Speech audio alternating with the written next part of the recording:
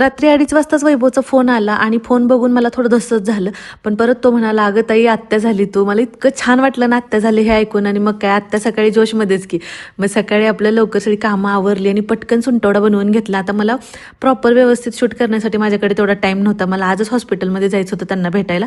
तर आम्ही इथं निघालो होतो. मुलांची सुद्धा खूप एक्साइटमेंट होती की आज मामीला बाळ झालंय आणि आपण तिकडे चाललोय म्हणून.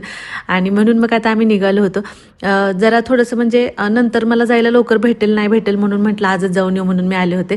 इथं हॉस्पिटलमध्ये आलो. बाळाला ज्यावेळेस मांडीवर घेतलं ना, खरं सांगू का तुम्हाला, आत्या झाल्याची फिलिंग काही वेगळीच असते होय ना. एवढा आनंद झाला होता ना, मला खूप भारी वाटत होतं. सृष्टीवहिनीला मुलगा झालाय बरं का, आणि सृष्टीवहिनीचं शिजर झालंय. बाळ आणि सृष्टीवहिनी दोघेही एकदम सुखरूप आहेत, छान आहेत. इथं भरपूर अशा सृष्टीवहिनीसोबत, त्यांच्या मम्मीसोबत, आजीसोबत, काकीसोबत गप्पा मारल्या आणि भरपूर टाइम स्पेंड केला.